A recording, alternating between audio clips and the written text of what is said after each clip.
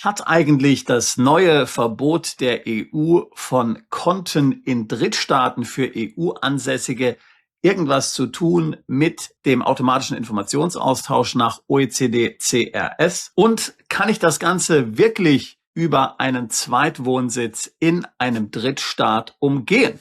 Mit diesen interessanten Fragen wollen wir uns einmal in diesem Video auseinandersetzen. Ab dem 01.01.2027 dürfen Banken in Drittstaaten, also außerhalb der EU, keine Konten mehr führen für Personen, die in Deutschland ansässig sind. Das Ganze gilt natürlich auch EU-weit, vielleicht ab einem anderen Datum. Aber in Deutschland wurde das entsprechende Gesetz, das diese EU-Regelung in deutsches Recht überträgt, im Juli 2026 beschlossen und tritt eben ab dem 01.01.2027 in Kraft. Wir haben ja schon mehrere Videos dazu veröffentlicht. Ab dann dürfen Banken aus Drittstaaten, also aus Staaten außerhalb der EU, nicht mehr Kernbankgeschäfte, also zum Beispiel Konten in Deutschland anbieten, außer eben, sie haben eine Zweigniederlassung in Deutschland. Das gilt für alle Drittstaaten, inklusive auch die Schweiz. Für Liechtenstein gilt es nicht, denn Liechtenstein ist ja Teil des EWR, das heißt im Grunde genommen konkret übersetzt EU-Mitglied einfach ohne Stimmrecht. Du genießt Bestandsschutz, wenn du dein Konto vor Juli 2026 eröffnet hast. Alle Konten, die danach eröffnet wurden, genießen keinen Bestandsschutz. Das heißt, im Grunde genommen wird die Bank gezwungen sein, dein Konto zu schließen, denn sie darf das Konto nicht mehr für dich führen. Es gibt eine enge Ausnahmeregelung und die enge Ausnahmeregelung ist die, dass wenn du dich im Ausland aufhältst und auf die Bank zugegangen bist und das auch wirklich von der Bank nachgewiesen werden kann, was ja praktisch fast unmöglich ist, dann kannst du weiterhin ein Konto in einem Drittstaat eröffnen. Aber die EU hat schon angekündigt, dass man diese Ausnahmefälle sehr genau kontrollieren wird. Die einzelnen Staaten haben ja über den internationalen Informationsaustausch Daten vorliegen, welche Konten im Ausland existieren, zumindest für die allermeisten Staaten. Und es ist also so ziemlich einfach für die staatlichen Stellen, hier entsprechend bei den Banken nachzuhaken, wenn sie das denn wirklich wollen. Das, wie gesagt, ist jetzt nur eine sehr kurze Zusammenfassung. Wie gesagt, wir haben mehrere Videos zu dem Thema gemacht. Wenn du dich für dieses Thema interessierst, dann würde ich dir raten, dir diese Videos einmal vollständig anzuschauen. Wie ich es ja schon in den anderen Videos dargestellt habe, wird hier kein Verbot gegenüber den EU-Bürgern ausgesprochen. Das heißt, es wird jetzt dir nicht verboten, ein Konto im Ausland zu eröffnen. Der Hebel wird anders angesetzt, er wird bei den Banken angesetzt. Die Banken haben also kein Recht mehr, dich als Kunde anzunehmen. Und die Banken haben natürlich Angst vor Strafen oder anderen Maßnahmen der EU und werden deshalb übervorsichtig sein in Zukunft, wenn es um Kunden geht, die in der Europäischen Union leben. Wie gesagt, das Ganze hat nichts mit Staatsbürgerschaft zu tun. Wohnst du zum Beispiel als Deutscher nicht mehr in der EU, dann gelten diese Einschränkungen selbstverständlich für dich nicht. Warum das Ganze natürlich sehr problematisch ist, das haben wir schon in den anderen Videos besprochen. Ich habe das Ganze verglichen mit der DDR, mit der Mauer. Die Mauer wurde ja den DDR-Bürgern als antikapitalistischer Schutzwall verkauft. Also sozusagen als Schutz der DDU-Bürger vor dem bösen Westen. Und auf die gleiche Art und Weise argumentiert natürlich auch die EU. Es geht angeblich darum, EU-Bürger zu schützen vor Banken aus dem Nicht-EU-Ausland und möglicherweise vor höheren Anlagerisiken oder Praktiken, die eben in der EU nicht mehr zulässig sind.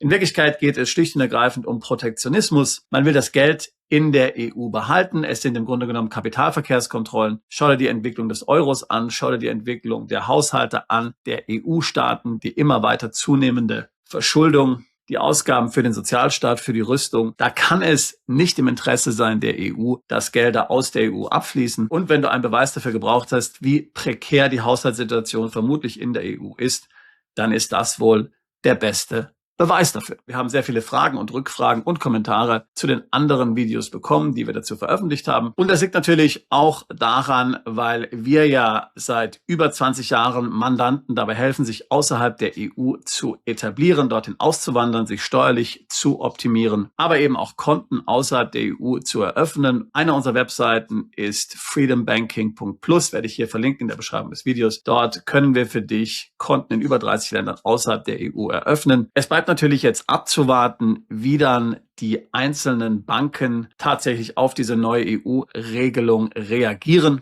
Die Bank muss ja für sich eine interne Risikoabschätzung machen. Wenn sie ohnehin wenig mit der EU zu tun hat, weil sie sowieso eine lokale Bank ist, die in irgendeinem Land operiert, dann werden ihr vermutlich auch diese EU-Regelungen relativ egal sein. Denn mit was kann die EU ihr dann schon drohen? Aber eben, das müssen wir jetzt sehen, wie das Ganze in Zukunft ist. Wir werden natürlich auch weiterhin dich dabei unterstützen, dich außerhalb der EU zu etablieren. Ich selbst habe ja die EU schon vor mehr als 25 Jahren verlassen, wie ich ja immer hier auch in den Videos sehr oft berichte. Einer der besten Entscheidungen meines Lebens übrigens. Natürlich auch, was ich dir tatsächlich rate als die wirklich ultimative Lösung zu dem Problem, was wir hier gerade besprechen. Eine andere Lösung für dieses Problem, also wie du auch in Zukunft in der Lage sein kannst, Konten im Ausland zu eröffnen, wohlgemerkt im Nicht-EU-Ausland. Das ist tatsächlich einen wirklichen Wohnsitz außerhalb der EU zu etablieren. Ich rede jetzt nicht von einem Briefkasten, ich rede jetzt nicht von irgendeiner Compliance-Adresse, sondern ich rede von einem tatsächlichen Wohnsitz. Das haben wir in den anderen Videos schon besprochen. Wir helfen ja Mandanten schon seit langem dabei, einen Wohnsitz auf den Philippinen zu etablieren, zum Beispiel, weil sie dahin auswandern oder eben, weil sie Deutschland, Österreich und die Schweiz verlassen, vielleicht reisentätig sind und eine feste Basis brauchen, eine Steuernummer brauchen,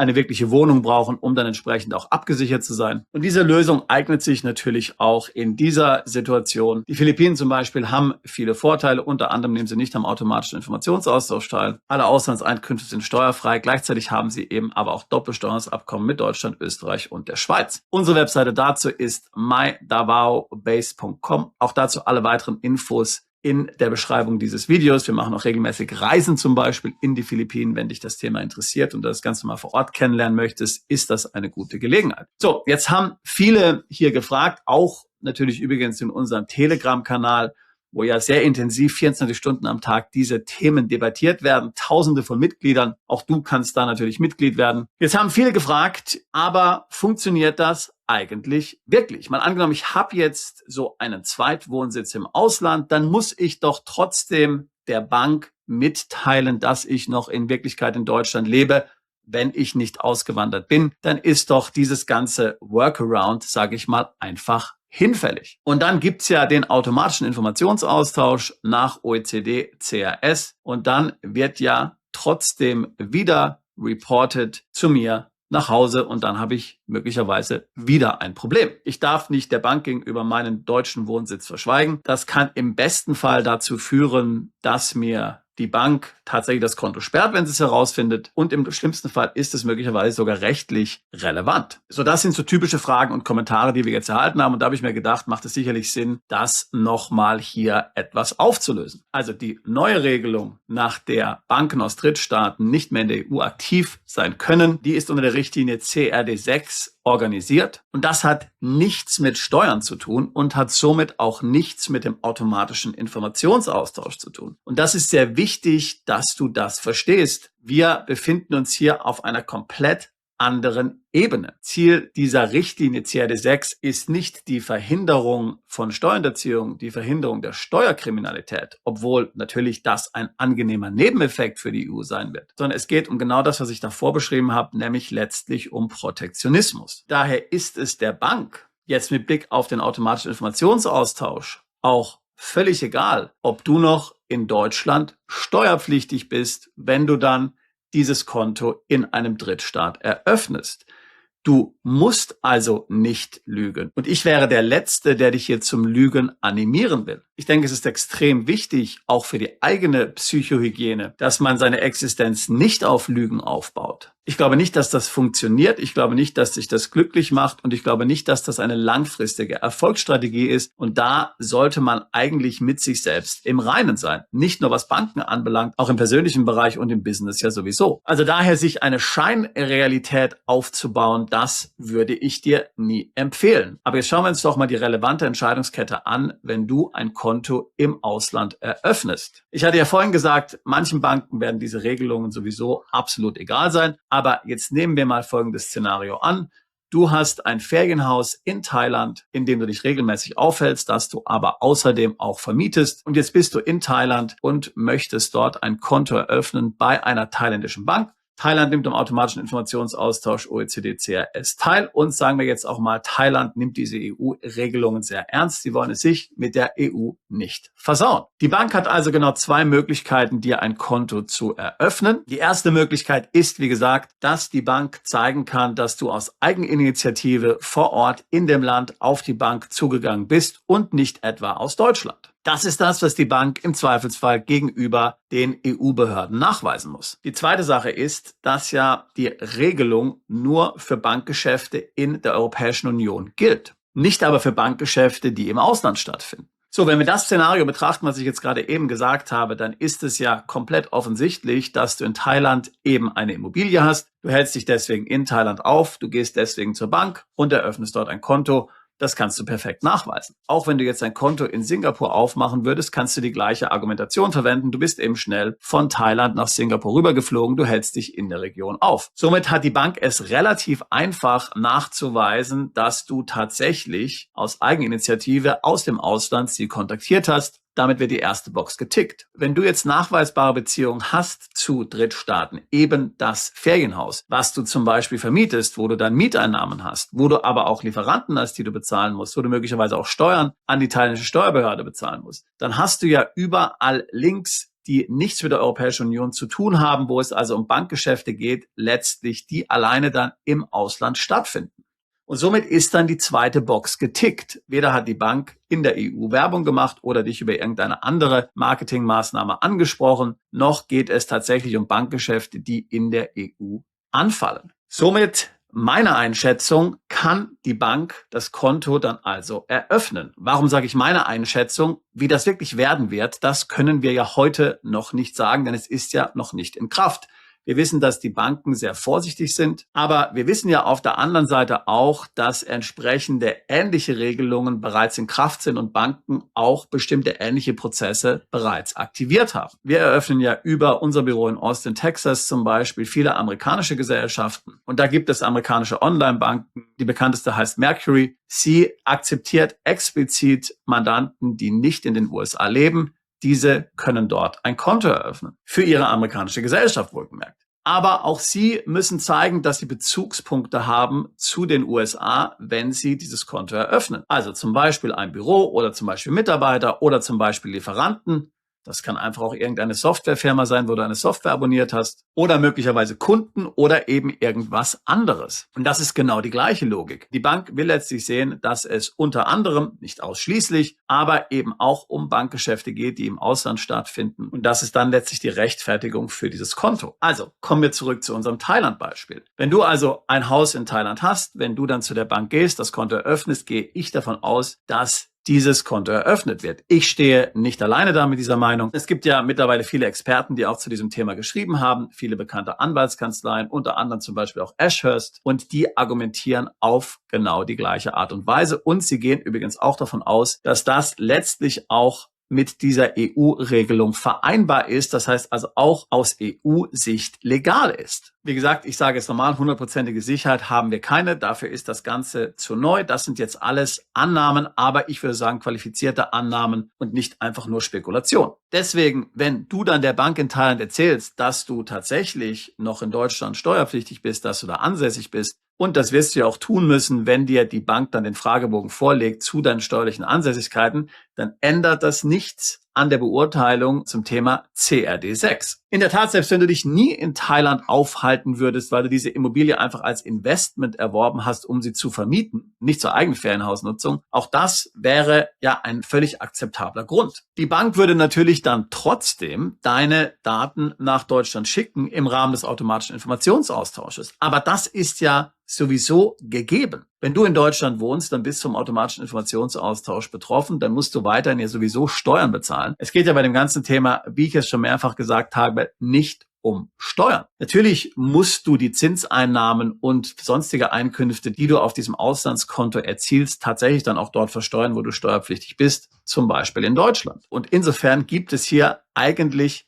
keinen Konflikt. Das heißt, weder würde ich dir raten, die Bank anzulügen, noch würde ich erwarten, dass die Bank das als Problem sieht. Tatsächlich gibt es natürlich andere Probleme. Also zum Beispiel die Banken in Singapur eröffnen ja für EU-Kunden eigentlich keine Konten mehr, bis auf gewisse Ausnahmen. Das hat aber nichts mit Informationsaustausch zu tun. Das hat natürlich auch nichts mit dieser neuen Richtlinie CRD6 zu tun. Da geht es schlicht und ergreifend darum, dass gemäß einem anderen Regelwerk, nämlich MiFID, Banken aus Drittstaaten gewisse Investmentprodukte keinen Kunden aus der EU anbieten können. Und das macht dann einfach EU-Kunden uninteressant aus kommerzieller Sicht für diese Banken. Aber auch da spielt es eine große Rolle, wie du das Konto eröffnest. Gehst du zum Beispiel persönlich nach Singapur, und wir können ja manche Konten in Singapur mittlerweile auf Remote eröffnen, gehst du also direkt nach Singapur, dann darf die Bank dir vor Ort möglicherweise mehr Investmentprodukte verkaufen, als das möglich wäre, wenn du das einfach remote machst oder telefonisch. Das Gleiche ist übrigens auch in Georgien der Fall. Wenn du vor Ort bist bei der Bank, dann darf die Bank möglicherweise dir mehr Produkte anbieten, als das einfach online möglich ist. Deswegen haben wir zum Beispiel Mandanten, die ein Wertpapierdepot in Georgien eröffnen wollen. Die probieren es dann remote und es funktioniert nicht. Sind sie aber lokal dort vor Ort, dann klappt es. Aber wie gesagt, das hat nichts mit der neuen Regelung zu tun, aber es gibt natürlich hier gewisse Parallelen. Beides hat auch wieder absolut nichts mit Steuern zu tun. Hier geht es einfach um Anlegerschutz oder eben im Falle von CRD6 um Bankenregulierung. Und hier hatten wir zum Beispiel auch schon Fälle, wo Mandanten einen zweiten Wohnsitz hatten, zum Beispiel in Dubai, und die Bank tatsächlich auch von dem deutschen Wohnsitz gewusst hat. Und dann war das in puncto der zusätzlichen Investmentprodukte, von denen ich gerade eben gesprochen habe, also von der ganz normalen Depotführung, wiederum unproblematisch für die Bank. Und das macht aus meiner Sicht natürlich auch voll Sinn. Jetzt fragen viele natürlich, obwohl das so ist, möchte ich trotzdem der Bank verschweigen, dass ich zum Beispiel noch in Deutschland wohne. Kann ich das machen? Ist das eine sinnvolle Sache oder sollte man das besser vermeiden? Also, wie ich vorhin schon gesagt habe, mein Tipp an dich ist, verlass die Europäische Union, damit du diesen ganzen Schluder hinter dir lassen kannst. Und wenn du dich entscheidest, dort zu bleiben, wenn dir also das Leben dort so wichtig ist oder so lieb ist, was ja völlig verständlich ist, dann ist meine Empfehlung an dich, dass du dich dann natürlich auch an die entsprechenden Gesetze hältst und die entsprechenden legalen Lücken ausnutzt. Also wie gesagt, du kannst ja zum Beispiel ein Konto in Liechtenstein eröffnen, dann bist du ja auch nicht im Euro, dann bist du im Schweizer Franken. Das könnte also hier eine attraktive Alternative sein. Auch gehe ich davon aus, dass natürlich die Schweiz in Zukunft weiter funktionieren wird. Viele Schweizer Banken haben ja sowieso schon Filialen in Deutschland. Da müssen sie jetzt gerade einiges umorganisieren. Aber ich denke nicht, dass die Schweiz gestorben sein wird für Kunden aus Deutschland oder für Kunden aus der EU. So, wenn du aber jetzt keinerlei Beschränkungen haben willst, dann ist die konsequente Entscheidung natürlich, dass du schlicht und ergreifend Deutschland verlässt, dass du die EU verlässt. Ich würde dir nicht empfehlen, hier auf den entsprechenden Bankformularen die Unwahrheit zu sagen. Nichtsdestotrotz weiß natürlich, dass es Mandanten gibt, die genau das machen. Wobei es hier nicht um Mandanten geht, die das jetzt langfristig tun. Aber so ein Umzug zum Beispiel aus Deutschland braucht natürlich auch immer eine gewisse Zeit. Da fährt man für eine bestimmte Periode auch parallel. Also man hat schon den neuen Wohnsitz, hat aber noch den alten Wohnsitz, ist aber noch in Deutschland steuerpflichtig, möchte aber schon mal die Struktur etablieren, bevor man dann tatsächlich geht. Und dann geben sie eben bei dem neuen Bankkonto nur den neuen Wohnsitz an. Das musst du selbst entscheiden. Das ist dann dein kalkuliertes Risiko. Ist da die Wahrscheinlichkeit groß, dass da irgendwas passiert, wenn man das für einige Monate so macht? Ich denke nicht. Aber wie gesagt, du kennst die Regeln und das musst du dann entsprechend selbst für dich entscheiden. Man darf diese Situation natürlich nicht unterschätzen. Ich kann mich an einen Mandanten erinnern, das habe ich auch schon in verschiedenen Videos gesagt. Der hatte zunächst in Deutschland gewohnt, hatte dann eigentlich alles verkauft, sein Unternehmen, seine Immobilien, ist dann mit seiner Yacht um die Welt gefahren, war aber nach wie vor in Deutschland gemeldet, hat sich da nicht mehr aufgehalten und hat dann eben Zeit in verschiedenen Ländern verbracht. Er hatte eine Bank in der Schweiz, eine bedeutende Privatbank, hat dann dort einfach mal angerufen, gutgläubig, und hat dem Banker mal die Situation geschildert, hat gesagt, naja, eigentlich wohne ich ja nicht mehr in Deutschland, ich halte mich da kaum noch auf, ich bin da zwar formal noch gemeldet, aber eigentlich verbringe ich jetzt sehr viel Zeit in Spanien, Frankreich und Italien. Und da war das Konto innerhalb von einer Stunde gesperrt. Nicht geschlossen, aber gesperrt. Und dann musste er sehr komplizierte Nachweise führen, wo er sich aufhält, wo er steuerpflichtig ist und wie sich jetzt genau die Situation verhält. Das hätte er natürlich niemals machen dürfen, so ein Anruf. Man muss der Bank immer Fakten präsentieren und man muss die Verhältnisse so einfach darstellen, wie es nur möglich ist. Und das ist etwas, was du dir zu Herzen nehmen musst. Und dieses Risiko, dass dann Konten geschlossen werden, Gelder eingefroren werden, das darf man nicht unterschätzen. So, also in diesem Sinne, jetzt kennst du meine Ansicht zu diesen Themen. Der ganze Themenkomplex wird uns sicherlich auch noch weiter verfolgen. Was mein Tipp an dich ist, sollte klar sein: Verlass die EU, lass es hinter dir und lass das dir eine Lehre sein, dass sich das Netz immer enger zuzieht. Wir ermahnen euch ja hier schon lange, wartet nicht zu lang. Wiegt euch nicht in Sicherheit, setzt euren Plan B jetzt um. Wenn du ein Auslandskonto im Juni 2026 eröffnet hast, dann hast du Bestandsschutz.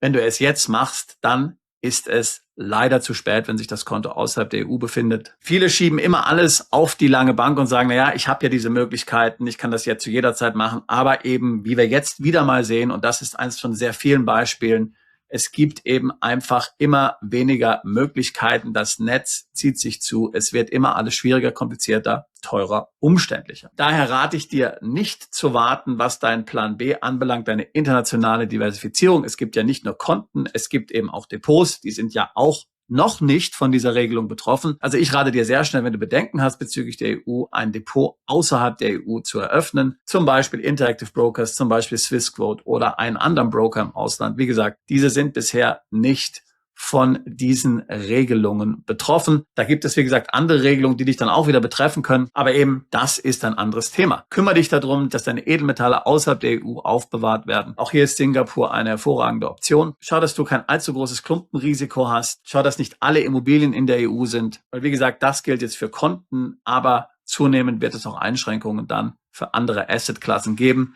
Davon bin ich überzeugt. Wenn dich das ganze Thema Plan B interessiert und wie du dich schützen kannst, dann lade ich dich jetzt auch herzlich zu unserem Event ein, das Schweizer Taschenmesser für deinen Plan B, wo wir eben alle Facetten eines Plan B besprechen, zweite Staatsbürgerschaften, Aufenthaltstitel, Konten im Ausland, Depots im Ausland, internationale Vermögensdiversifikation und wo wir natürlich auch ganz stark auf das Thema Geopolitik eingehen werden. Was muss ich wissen in puncto Wehrpflicht? Wie beeinflusst das Thema Geopolitik die andauernden Kriege, meine Entscheidung für einen Plan B? Welche Länder sind überhaupt noch sicher? Mit dabei diesbezüglich wieder ist der General außer Diensten Erich Warth, lange Jahre Sicherheitsberater von Kanzlerin Merkel, ja auch sehr bekannt von YouTube und aus dem Fernsehen. Er wird dir hinter verschlossenen Türen Insider-Informationen zu diesem Thema geben, sodass du dann deinen Plan B richtig einordnen kannst. Ich würde mich freuen, dich in Zürich zu treffen. Ansonsten gerne auch ein Beratungsgespräch buchen mit meinen Kollegen und mir. Links zu allen Themen in der Beschreibung dieses Videos. Wie gesagt, wir machen das Ganze schon seit über 20 Jahren. Ich bin schon seit über 25 Jahren aus der EU weg. Ein echter Red Pill-Moment, wie man das so aus dem Film The Matrix kennt. Und wie gesagt, das Gleiche empfehle ich dir auch. Und in diesem Sinne würde ich mich freuen, auch dich alsbald zu unserer Mandantschaft zählen zu können.